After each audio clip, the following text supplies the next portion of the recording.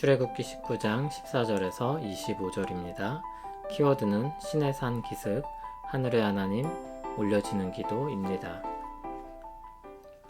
모세가 산에서 내려와 백성에게 이르러 백성을 성결하게 하니 그들이 자기 옷을 빨더라. 모세가 백성에게 이르되 준비하여 셋째 날을 기다리고 여인을 가까이 하지 말라 하니라. 셋째 날 아침에 우레와 번개와 빽빽한 구름이 산 위에 있고 나팔 소리가 매우 크게 들리니 진중에 있는 모든 백성이 다 떨더라. 모세가 하나님을 맞으려고 백성을 거느리고 진에서 나오매 그들이 산 기슭에 서 있는데 신의 산의 연기가 자욱하니 여호와께서 불 가운데서 거기 강림하심이라.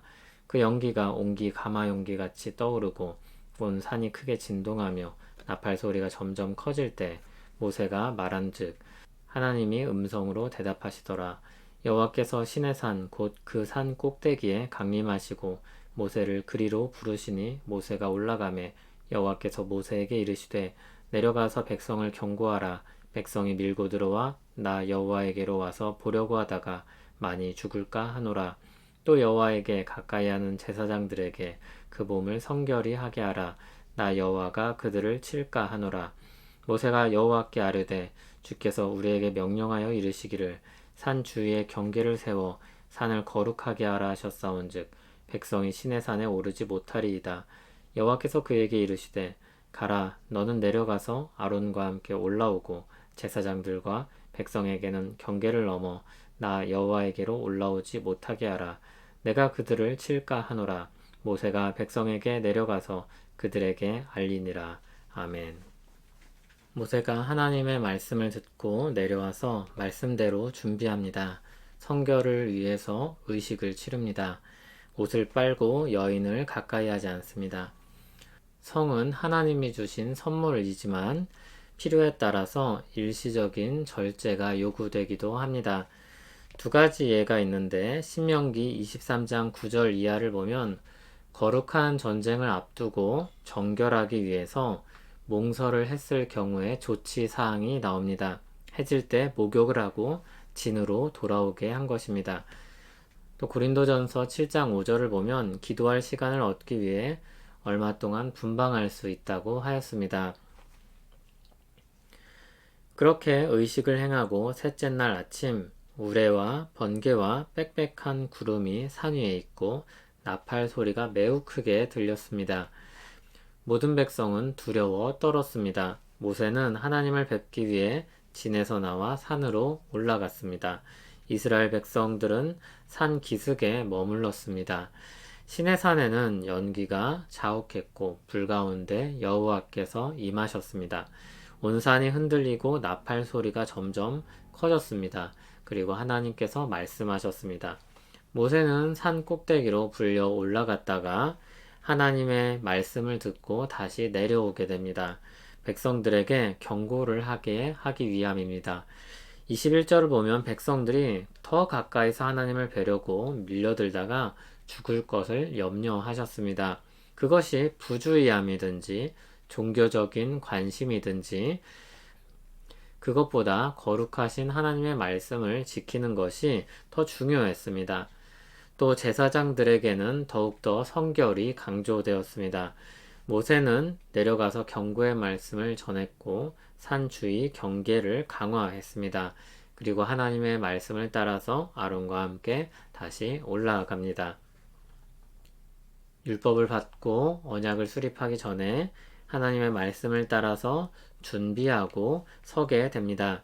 하나님은 자신을 어미하신 하나님으로 나타내십니다. 백성들을 하나님의 거룩하심 앞에 세우시고 선을 그으십니다. 우레와 번개, 빽빽한 구름, 큰 나팔 소리, 연기, 불, 지진 등은 모두 다 사람들을 두렵고 떨리게 하는 것들입니다. 인력으로 제어할 수 없는 것들입니다. 어떤 예식을 행할 때 권위 있는 사람이 등장할 때면 웅장한 소리를 동반하곤 합니다. 악기를 연주하는 사람들을 준비하거나 큰 함성 소리를 지르기도 합니다. 본능적으로 큰 위험을 느끼게 하는 방식입니다. 다만 하나님은 사람들을 동원해서 그렇게 하지 않으시고 자연을 손에 쥐고 사람들의 마음을 흔드십니다. 온몸으로 하나님의 크심을 경험하게 하십니다. 모세와 이스라엘 백성에게 자신들이 누구에게 속하게 되는지를 경험적으로 알게 하신 것입니다. 아담 때에도 동산 중앙에 두신 나무로 하나님과의 경계를 정하셨습니다. 거의 모든 것을 다 주셨으면서도 하나님과의 격차를 보여주는 선이 있었습니다. 그것이 동산 중앙에 있는 나무였습니다. 결국 아담은 그 선을 넘고 맙니다.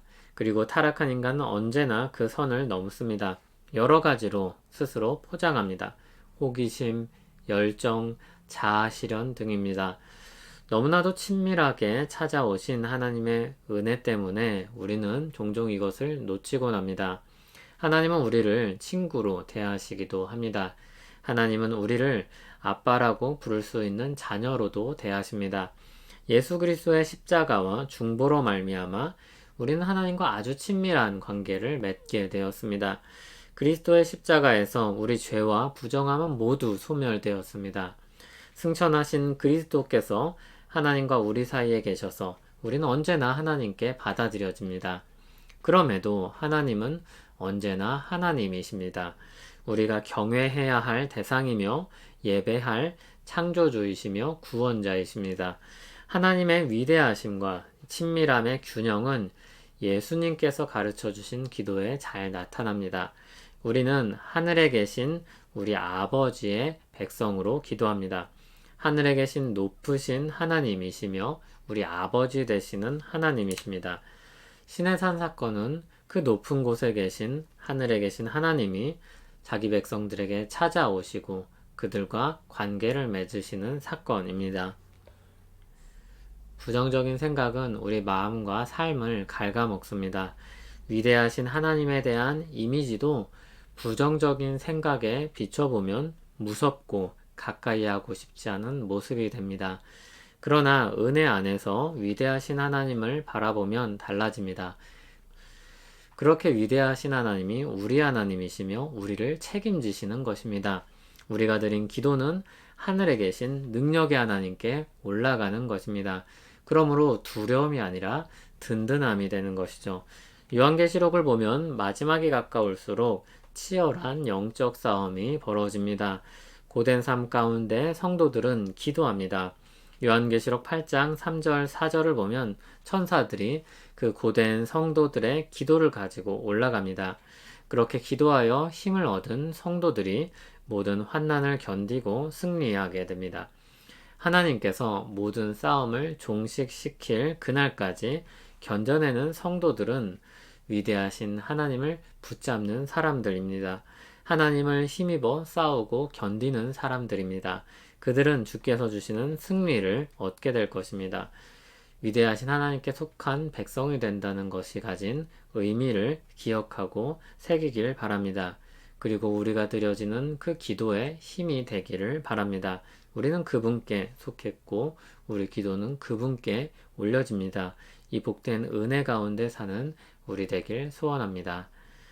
온 세상 위에 계신 하나님, 우리 아버지가 되어 주심에 감사합니다.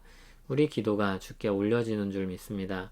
주를 경외함으로 그리고 능력으로 응답하실 것을 믿으며 기도를 올려드립니다. 모든 영적 싸움 가운데 견디고 승리하게 하시며 주를 쫓아 사는 하루 되게 하옵소서. 예수님 이름으로 기도합니다. 아멘.